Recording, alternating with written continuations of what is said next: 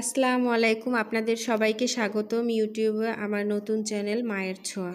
আমি বাংলাদেশি ব্লগার জান্নাতুল। আলহামদুলিল্লাহ, আমি অনেক খুশি আমার জীবনের প্রথম ভিডিওতে আপনাদের অনেক সাপোর্ট পেয়ে।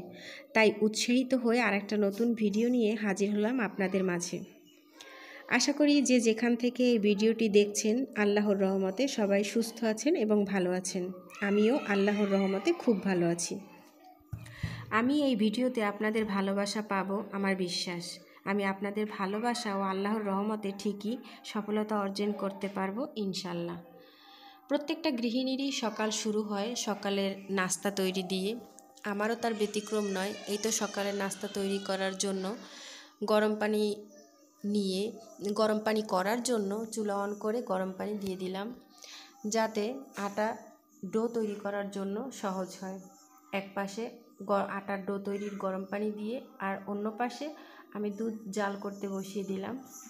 দুধ জাল করলে চাটা একটু ঘন হয়, তাই দুধ জাল করার জন্য বসিয়ে দিলাম। আর ওই দিক থেকে একটু জাউ ভাত রান্না করব, সেজন্য অল্প একটু চাল ধুয়ে নিলাম। আপনাদের সাথে তো শেয়ার করাই হয়নি, আমার আল্লাহর রহমতে 3 সন্তান। প্রথম সন্তান মেয়ে, কন্যা সন্তান। আমার মেয়ে এবার ক্লাস 8-এ উঠবে। দ্বিতীয় আমার ছেলে সন্তান এবার ক্লাস 1-এ উঠবে। আর তৃতীয় মানে ছোট আমার ছেলে সন্তান মাত্র 3 বছর। ওদের জন্য আপনারা সবাই দোয়া করবেন। আপনাদের সাথে কথা বলতে বলতে আমার আটা সিদ্ধ করা হয়ে গেল।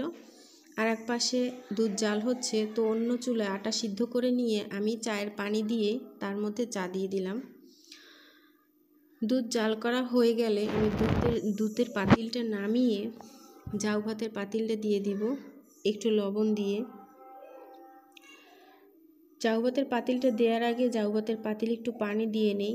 বেশি করে পানি না দিলে ভালো করে চালটা ফুটবে না, তাহলে ঝাউ ভাতটা নরম হবে না। আর নরম না হলে আমার ছোট্ট ছেলেটা আবার খেতে পারে না। এই খাবারটা রান্না করতে হয় ওদের জন্য শুধু আলাদা করে। এই জন্য সকালবেলা আমরা বড়রা চা রুটি বা চা পরোটা খেলেও ওরা তো আবার এইসবগুলো খেতে পারে না, আর খেলেও একটু হালকাভাবে খায়। 11টার দিকে ওদের আবার ক্ষুধা যখন লাগে তখন ওদের একটু খাবার দিতে হয়। আর সেই খাবারটা আমি কখনোই বাজারের কেনা খাবার দেই না, চেষ্টা করি নিজের হাতের তৈরি খাবার দেওয়ার জন্য। আর সেই জন্যই আমি একদিন ওদের জন্য নুডলস রান্না করি, বা একদিন আমি ওদের জন্য একটু খিচুড়ি রান্না করি সবজি দিয়ে, বা একদিন একটু এভাবে লবণ দিয়ে শুধু জাউ ভাতের মতো ফুটিয়ে নিই, যাতে ওদের পেটও ভালো থাকে, শরীরও ভালো থাকে।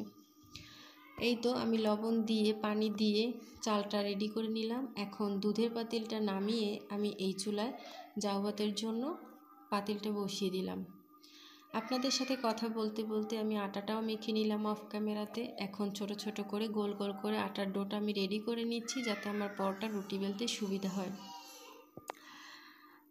ভিডিওর এই পর্যায়ে এসে আপনাদেরকে একটা রিকোয়েস্ট করতে চাই, আমার ভিডিও দেখে আপনাদের যদি এতটুকু ভালো লেগে থাকে তাহলে অবশ্যই ভিডিওতে একটি লাইক করে ভিডিওটা কন্টিনিউ করবেন। আর যদি ভিডিওটা একটু বেশি ভালো লেগে থাকে তাহলে অবশ্যই চ্যানেলটি সাবস্ক্রাইব করে দিবেন।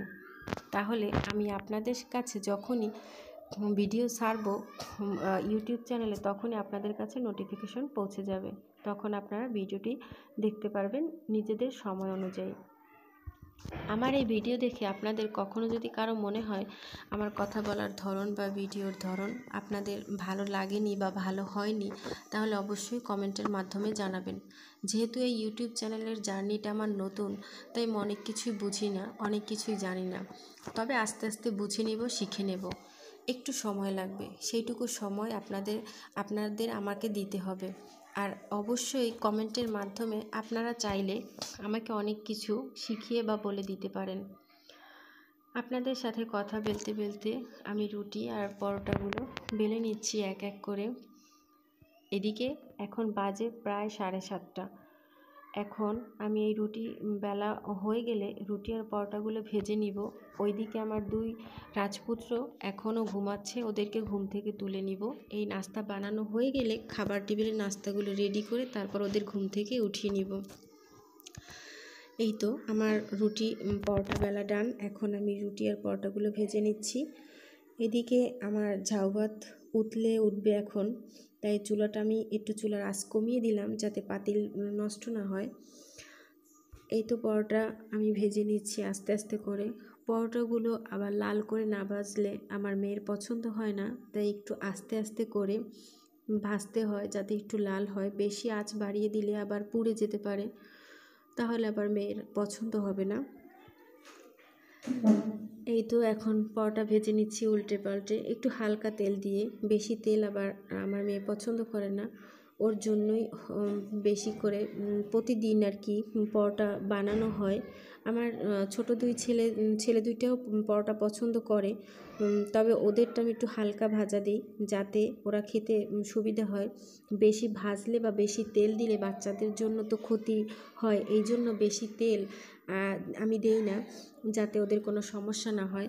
অফ ক্যামেরাতে আমি সব ভাজা শেষ করে ডাইনিং টেবিলে সব খাবার রেডি করে রেখে এসেছি বেডরুমে। এই তো দেখেন আমার দুই রাজপুত্র এখনও ঘুম থেকে ওঠেনি, বেজে গেছে প্রায় 9টা। অফ ক্যামেরায় ওদেরকে তুলে নিলাম, ওদেরকে খাইয়ে দিলাম, তারপর থালাবাটি ধুয়ে আমি কাপড়ের উপরে রেখে আসলাম যাতে পানিটা ঝরে যায়। এরপর চলে আসলাম আবার আমার বেডরুমগুলো গুছানোর জন্য। একটা গৃহিণী শুধু কি বেডরুমে আসলে শুধু বেডরুমই গুছানো হয়, কত কিছু তার সাথে করতে হয়। বেডরুম গুছাও, তার পাশে আসবাবপত্রগুলো সেগুলোও তো মুছতে হয়। আমার বাড়িটা একদম রাস্তার পাশে, সেজন্য বলতে পারেন আমার বাড়িটা ধুলোর রাজ্যর মধ্যেই আছে। প্রতিদিন এটা সেটা মুছতেই হয়, একদিন না মুছলেই মনে হয় অনেক দিনই এইগুলোতে হাত দেওয়া হয়নি।